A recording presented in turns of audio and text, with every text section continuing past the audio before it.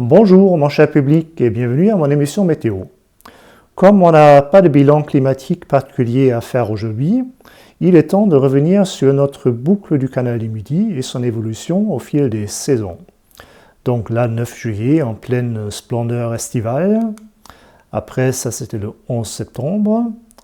Et là, plus récemment, le 18 octobre. Donc on remarquera bien déjà la différence entre la couleur des platanes et des arbustes en bas qui sont restés plus verts. Et pour cette émission, là, on va bien sûr parler un peu des actualités. Et on a aussi à mettre en valeur deux prévisions excellentes qu'on a vues la semaine passée. Donc vraiment, c'est bluffant, vous allez voir. Et donc, commençons par cette tempête qui nous a touché le 23 octobre, tempête Benjamin. Ça, c'est les records de rafales maximales pour le sud-ouest. Il n'y a rien de très surprenant parce que c'est des endroits qui se trouvent soit en bord de mer, soit très exposés en montagne. Donc, ce n'est pas ces valeurs-là qui vont nous intéresser. On va plutôt en regarder d'autres. Et vous allez remarquer que ils se trouvent tous dans les Pyrénées orientales et ni en bord de mer, ni exposés en montagne. Et pour ces endroits-là, c'est quand même des valeurs assez impressionnantes.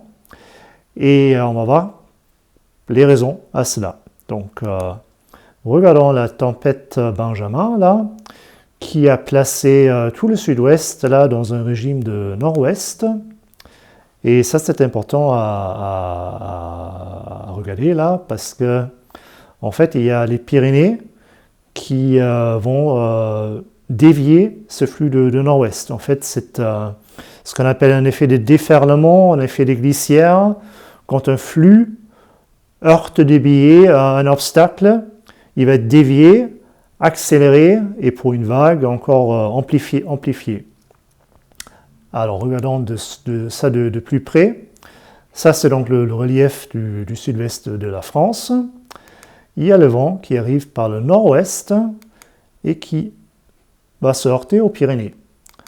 Et qu'est-ce qui va se passer plus exactement dans les Pyrénées orientales? Donc, on zoome. Le relief des Pyrénées orientales. Le vent arrive par le nord-ouest.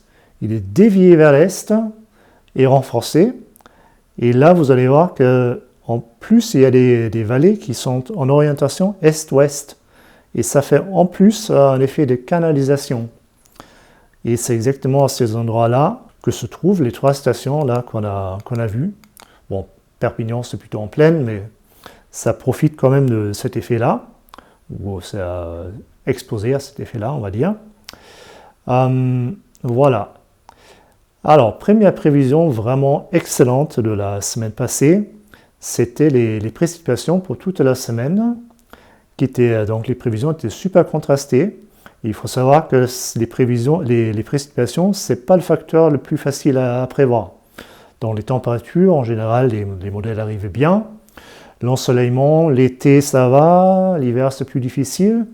Mais combien de précipitations il va y avoir sur un endroit précis, sur une semaine, c'est pas évident. Donc, on avait retenu donc un endroit sec et un endroit bien mouillé. Donc, mouillé, c'était Tulle en Corrèze, et bien sec, c'était à Montpellier. On va commencer par Montpellier. Donc là, les prévisions prévoyaient à peine 10 mm, plutôt un peu en dessous. Et là, ce qu'on a relevé, là, donc c'est uniquement le graphique de droite qui nous intéresse, donc les précipitations. Et le cumul réel était de 6,6 mm, très bien prévu. Et là, la même chose pour Tulle. Mais attention, l'échelle va changer. Là, on est entre 0 et 5. Et pour Montpellier, on est entre 0 et 36. Et rien que ces 5 jours-là, du 19 au 23 octobre, il est tombé à 111 mm de pluie, ce qui est vraiment très conforme, parce que dans les prévisions, on avait vu des montants à 3 chiffres là. Et alors, je dirais que François Hollande, il n'a qu'à bien se tenir. Alors, bilan de l'ensoleillement de la semaine passée, avec deux villes en tête, une habituelle, l'autre un peu moins, Montpellier et Pau. Et par rapport aux prévisions, C'est plutôt conforme, sauf pour Saint-Girons. En fait, le modèle avait prévu que Saint-Girons soit la ville la plus ensoleillée. Ça s'est finalement pas fait. Dommage, parce que ça aurait été inhabituel. Voilà, la situation actuelle, bien marquée par le gros centre dépressionnaire sur les îles britanniques, qui place toute la France dans un flux de ouest, voilà, on le voit là. Et on voit pas seulement le flux de l'ouest, on voit aussi là où il s'arrête net. Et en fait, ça c'est la barrière des Alpes. On la voit très bien, voilà, ça s'arrête net là. Là, c'est donc la retranscription en répartition des pressions à l'heure actuelle. Et là, on va prendre l'isotherme de 5 degrés, là, qui est indiqué par la flèche bleue, comme repère pour la masse d'air sur le sud-ouest. Et vous allez remarquer aussi qu'il y a là, cette virgule-là, toute la zone verte, là, c'est de l'air qui arrive directement du pôle Nord, donc de l'air polaire qui arrive par l'océan Atlantique sur la France. Et là, c'était les prévisions du modèle américain. Et je reviens en arrière parce qu'on voit vraiment presque pas de différence. C'est super bien prévu. Même à notre isotherme 5 degrés, on le trouve pile poil à l'endroit prévu sur les Pyrénées. Donc rarement vu ça. Donc très bien pour la masse d'air. Le centre dépressionnaire, il est au bon endroit, mais bon, selon le modèle, il n'était pas divisé en deux, mais on ne va pas chipoter. Cette autre dépression-là, bien prévue. Donc pour la première fois de mon émission, je donne 19 sur 20. On va vite faire le modèle européen qui était moins bien. Donc situation actuelle. Comparaison avec le modèle européen. Alors, l'isotherme à 5 degrés, prévu en réalité sur les Pyrénées, alors que par les Européens, elle a été prévue plutôt en Bourgogne. Donc, ils avaient prévu en fait un flux de sud-ouest qui nous aurait mis un peu à l'abri, et ce n'était pas du tout le cas. Donc, pas bien, là oui, bien, pas bien du tout. Donc, pour la première fois, une vraiment grosse différence entre les deux modèles avec le modèle américain qui l'emporte haut la main. Prévision pour le week-end, minimale, plutôt des saisons, maximale aussi, autour de 15 degrés, sauf dans le Languedoc. Minimale pour la nuit à dimanche, maximale toujours dans la même gamme. Alors, pour les précipitations, c'est plus intéressant. Alors, en fait, on revient à notre flux de ouest, qui nous arrive donc avec son air chargé d'humidité. Et là, alors là, premier essorage des nuages à la côte atlantique, Massif central, deuxième essorage, et Alpes, essorage final.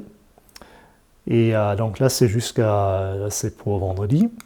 Là, c'est pour dimanche. En fait, c'est à peu près les mêmes effets qui vont continuer. Sauf qu'il y a un petit débordement là sur le piémont pyrénéen qui vient d'Espagne. Et entre samedi et dimanche, ça ne change pas grand-chose, sauf justement pour l'Ariège où il va pleuvoir un peu plus. Dans les autres régions, les pluies auront plutôt tendance à s'estomper. Et comme vous allez voir là, comme on voit bien là, Midi-Toulousain et Languedoc, c'est plutôt sec. L'ensoleillement, samedi, bien maussade, à une exception près, ce serait l'extrême nord-ouest avec l'île Ré qui va bénéficier tout de même de 6 à 7 heures de soleil. À dimanche, c'est plus mitigé, plus contrasté, plus hétérogène, comme vous voulez, avec a priori des minimales d'ensoleillement dans l'Ariège et les maximales plus du côté, on va dire, de notre rive du Rhône, donc en face d'Avignon, jusqu'à 9 heures de soleil là-bas. Ensuite, l'ensoleillement pour toute la semaine à venir, très contrasté, donc entre 37 heures à Montpellier et seulement 12 heures à Rodez, à vérifier. Ensuite, les précipitations pour toute la semaine. Et là, il faut distinguer deux choses en fait. Là, les zones à forte pluie dans le Limousin et sur la côte atlantique, c'est les pluies qu'on a déjà vues, là, ça va plutôt tomber le week-end, alors que ce qui est nouveau, c'est les pluies dans le Languedoc, parce qu'on a vu là, pour le week-end et même après, c'était sec, et quand on fait l'extension jusqu'à vendredi prochain, il y a quand même des fortes pluies là. On va regarder ça de plus près à deux exemples, donc zone sèche, Castelnaudary dans l'Aude, et zone bien mouillée, ça sera Sommières dans le Gard. Commençons par Castelnaudary. Toujours la même chose, donc le calcul représenté sur les cartes, c'est la ligne vert fluo qui ne montre pas beaucoup de précipitations. Et même la moyenne des calculs, représentée en blanc, ça ne monte pas beaucoup plus. Donc, et les températures vont rester aux alentours de 15 degrés le week-end et jusqu'à mardi. Et après, aller plus de nouveau vers les 20 degrés. Donc, un petit réchauffement. Alors, Sommières, c'est toute une autre histoire. Commençons par les températures, tranquillement, qui vont osciller les températures diurnes entre 15 et 20 degrés. Alors pour les précipitations, c'est toute une autre histoire parce qu'il n'y en aura pas jusqu'à mardi compris. Et après, ça devient intéressant. Donc, calcul représenté sur la carte qui montrait dans les 70-80 mm. Il est là. Et la moyenne n'est pas très différente en fait. Elle est plus large. Elle est moins haute, mais plus large, donc elle englobe à peu près la même surface.